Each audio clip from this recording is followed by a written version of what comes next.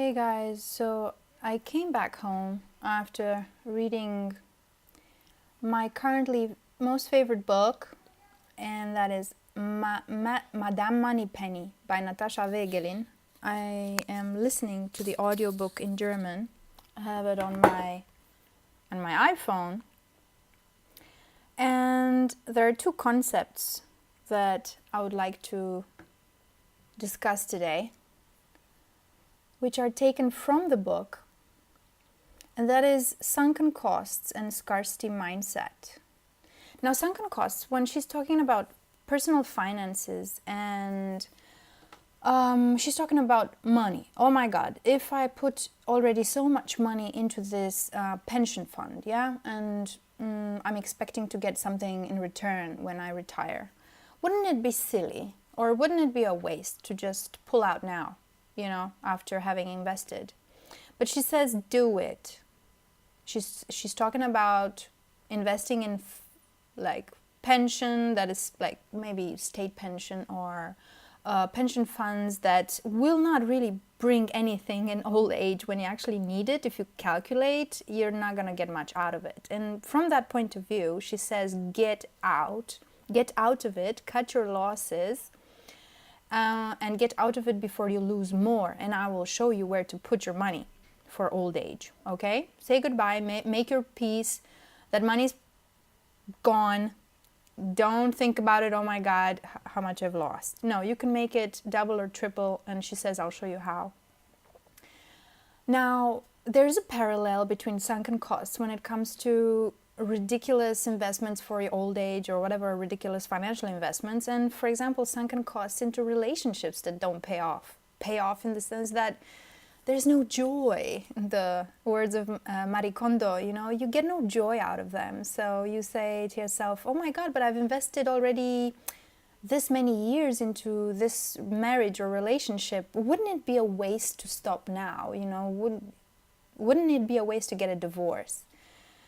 And well, if you're dealing with a person who actually wants to work on the issues you have, or there's some chance that you can make it work, then by all means go ahead, try. But if you're dealing with somebody who has no interest in self-mastery, personal growth, growing together as a relationship, then by all means cut your losses, get out, because just say goodbye, make your peace with it. You've invested so many years, you've learned so much from it. Move on. It's time to move on. It's time for another step in your life. And this is also connected to a scarcity mindset in finances as well as in relationships. Scarcity mindset is something that I'm not really fond of in Natascha Wegelin's book, in the sense that there is an example in the book which says, I got so good at saving, I cut down on this, I cut down on that. And I have to say, in some points, even personally, I can find myself in the sense that I like to live a minimalist life so that I don't waste time on nonsense things, on things that I don't put value on, and there's a lot of time left for me to read the books I want to read or listen to, spend quality time with my daughter, have one more session per week of tennis, or one more dinner with my friends per week, or just fill it with stuff that is relevant to me. It's not relevant to have one more shopping session per week. I could care less. Well, I couldn't is the correct way to say it. I couldn't care less about another shopping session per week. But I would care very much if I'm wasting my time on just wasting money instead of investing it, or wasting time instead of investing in my human capital, like reading a book or go to a seminar. So from this point of view, on some topics I like to save. I don't go crazy buying clothes, for example. I like to live minimally because I get abundance in another area of my life. But for example, if you would ask me, take the bus because it's cheaper, I would say, but wait a second, that is time.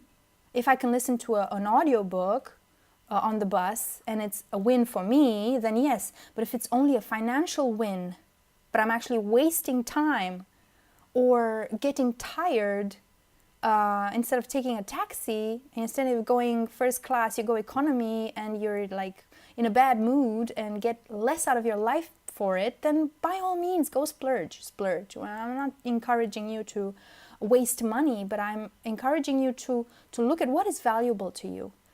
If comfort is valuable to you, go look for it. If that means wasting money on lattes every morning, maybe you want to reconsider. But if that latte in the morning is giving you much more value than the actual cost, then why not? You don't have to have a scarcity mindset that says, there's not enough. Just look at what you can to make more. Okay, an abundance mindset is important.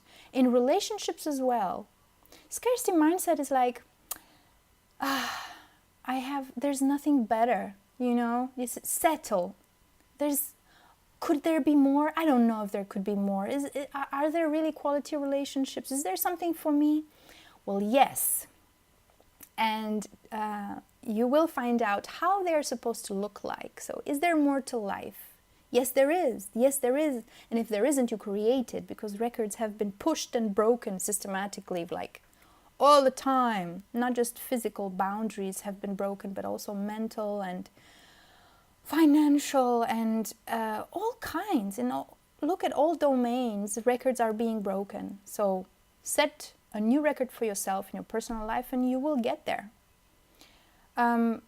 There's more to relationships than what you have. Most of us don't even know how do they look like, those satisfying relationships in which the partner is listening, attuned and focused and totally gets us, and when he's not well, we are, and when we're not well, they pick up the slack, and it's an ever rolling, ball that is just working, moving forward. How can you achieve that? Well, yes, you can. But it does require to push the mindset a little bit from scarcity, that you can't get more than what you have, to an abundance. Yes, there is. There has to be, and I will create it. Okay, and then you find the resources to do it,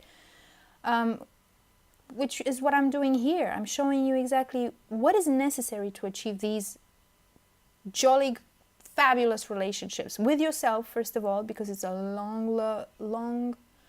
a lifelong romance with yourself first and foremost, with your children if you have any, and with a partner if you want one. If not, not.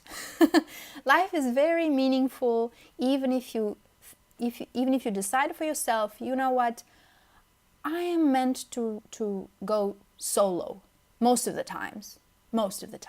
It's fine. It's not everybody needs to follow the same pattern. Not everybody needs to be non-single, okay? All right, so cut your losses and abundance mindset in finances as well as in personal life. Wow, what a concept, right?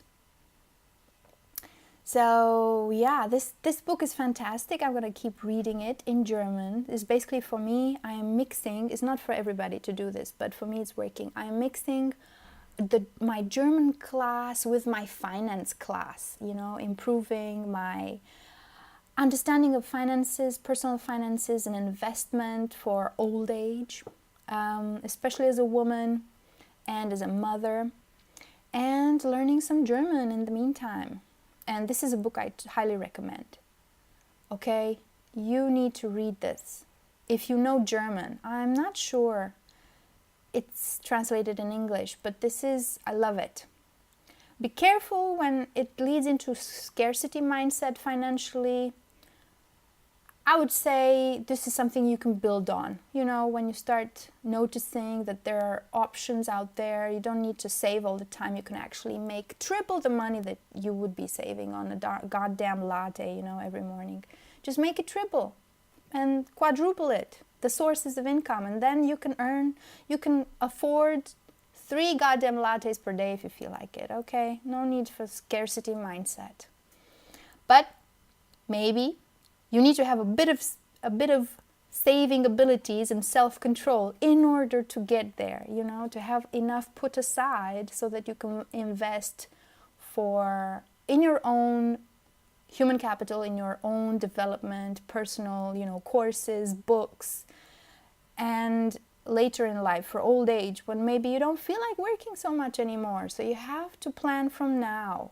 Plan smart, not in a scarcity mindset, but in a, hey, I know what I'm doing this, I know why I'm saving, I know that there's more to my finances, and I don't need to count on the state providing. It probably will not happen. Okay, so there's options out there, people. Start looking.